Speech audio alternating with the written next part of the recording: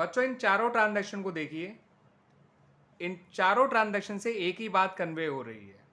ठीक है बच्चों, पहली ट्रांजैक्शन है सोल्ड गुड्स फॉर कैश, दूसरी ट्रांजैक्शन है कैश सेल्स, तीसरी है सोल्ड गुड्स और चौथी है sold goods to X for cash. इन चारों ट्रांजैक्शन का एक ही मतलब है that goods are sold for cash, not on credit. ठीक है बच्चों, यानी हमने गुड्स की कैश सेल करी है, यानी जैसे ही हम सेल करेंगे पैसा हमारे पास उसी समय आ जाएगा, उसी दिन आ जाएगा। सबसे पहली ट्रांजैक्शन तो बिल्कुल क्लियरली कन्वे कर रही है। दूसरी ट्रांजैक्शन बच्चों को थोड़ा कंफ्यूज कर सकती है। अगर बच्चे इसको सही ढंग से ना समझें तो वो ये भी समझ सकते हैं कि हमने कैश को बेचा। कैश सेल्स मीन्स आपने कैश को बेच दिया, बट इसका ये मतलब बिल्कुल भी नहीं होता है। कैश सेल्स का मतलब होता है गुड्स सोल्ड फॉर कैश। ठीक है बच्चों, या सोल्ड गुड्स फॉर कैश। और सिर्फ ये लिखा है सोल्ड गुड्स, तो इसका मतलब यही होता है कि गुड्स को कैश में ही बेचा गया है, उधार नहीं बेचा गया। और लास्ट वाली ट्रांजैक्शन भी थोड़ा कंफ्यूज कर सकती है, क्योंकि यहाँ पे ये भी लिखा है sold goods to cash, sorry sold goods to X for cash. तो हमने एक्स को गुड्स बेचे हैं मगर फॉर कैश बेचे हैं, तो ये तक भी आपकी कैश सेल ही है, उधार सेल नहीं है। ठीक है बच्चों, तो चारों ट्रांजैक्शन का एक ही मतलब है कि गुड्स को कैश में बेचा गया है, पैसा तुरंत मिल गया है आपका सेल करते ही। और जब आप गुड्स कैश में बेचते हैं तो उसकी जर्नल एंट्री हुआ करती है बच्चों, cash account debit to sales account.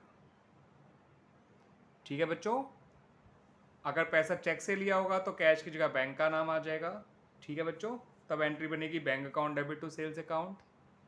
अभी क्या एंट्री है, cash account debit to sales account. Clear बच्चों?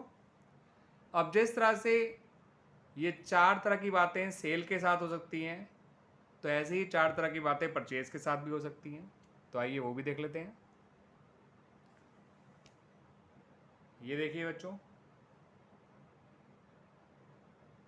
पहली ट्रांजैक्शन है परचेज गुड्स, दूसरी है परचेज गुड्स फॉर कैश, तीसरी है कैश परचेजेस और चौथी है purchase goods from x for cash.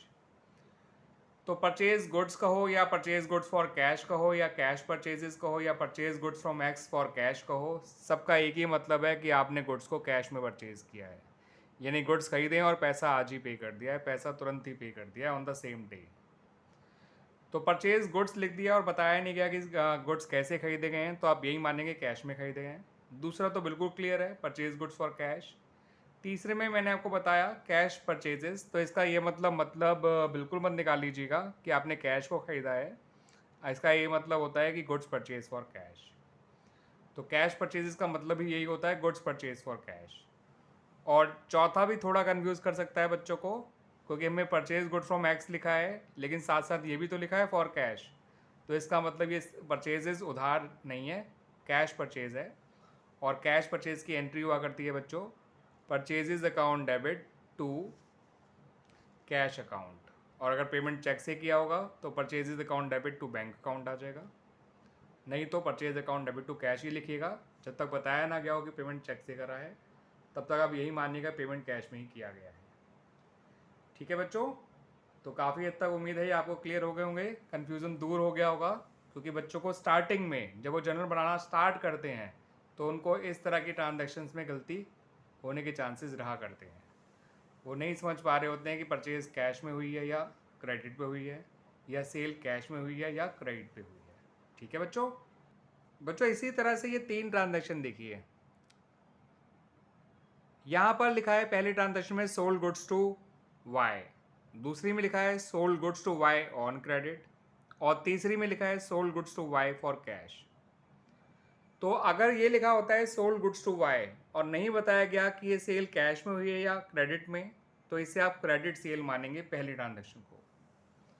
और दूसरी में तो क्लियर कट मेंशन कर रखा है कि आपने वाई को गुड्स उधार बेचे हैं, और तीसरी में भी आपने गुड्स वाई को तो बेचे हैं लेकिन यहाँ लिखा हुआ है फॉर कैश, तो इसका मतलब ये कैश सेल्स है। तो पहली और दूसरी तो क्रेडिट सेल्स हैं और तीसरी जो है वो कैश सेल्स है। तो पहले और दूसरे के लिए तो एक ही एंट्री बन जाएगी, Y debit to sales account. ठीक है बच्चों, Y debit to sales account. Amount 20,000 आ जाएगा।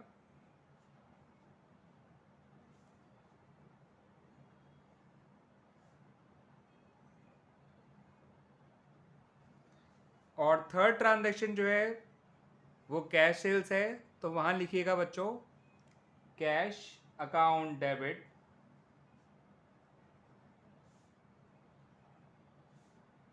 To sales account. अमाउंट में 20,000 डाल दीजिएगा। क्लियर बच्चों? अब इसी तरह की ट्रांजैक्शन हम परचेज में भी देख सकते हैं। अब इन तीनों ट्रांजैक्शन को देखिए बच्चों। पहली ट्रांजैक्शन में लिखा है परचेज गुड्स फ्रॉम एक्स, दूसरी में लिखा है purchase goods on credit from x, और तीसरे में लिखा है purchase goods from x for cash.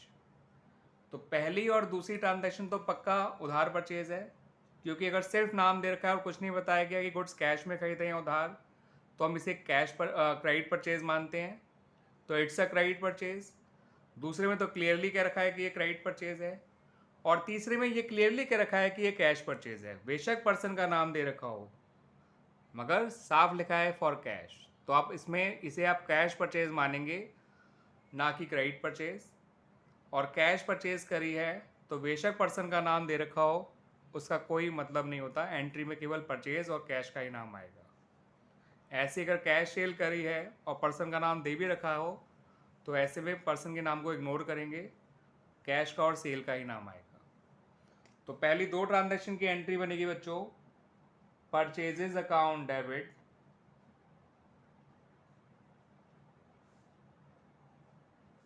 To X. Suppose amount 10,000 है, ले लेते हैं सपोज 10,000 अमाउंट, ठीक है। तो 10,000 10,000। और तीसरी ट्रांजैक्शन के लिए बच्चों purchases account debit to cash account.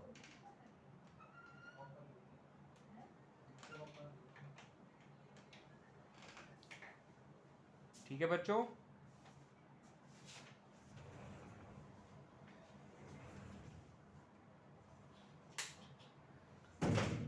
तो बच्चों उम्मीद करता हूँ कि आपको जो डाउट होंगे रिलेटेड टू परचेज कि कैश में हुई है या क्रेडिट में हुई है, या रिलेटेड टू सेल्स कि कैश में हुई है क्रेडिट में हुई है, वो मैंने अपने इस वीडियो के ज़रिए दूर कर दिए होंगे। और ये आपको काफ़ी हेल्प करेगा while recording the transactions, specially in the start. ठीक है बच्चों, स्टार्टिंग में जब आप नया नया जर्नल एंट्रीज बनाना सीख रहे होंगे तब। ठीक है बच्चों, बाद में तो ये आपके लिए बहुत छोटी बातें हो जाएंगी, बट ये सब बातें अभी बहुत बड़ी बातें हैं आपके लिए जब आप स्टार्टिंग कर रहे हैं जर्नल एंट्रीज पास करने की। थैंक यू बच्चों, इस वीडियो को ढंग से सुनने के लिए, ध्यान से सुनने के लिए, ध्यान से देखने के लिए और पूरा देखने के लिए।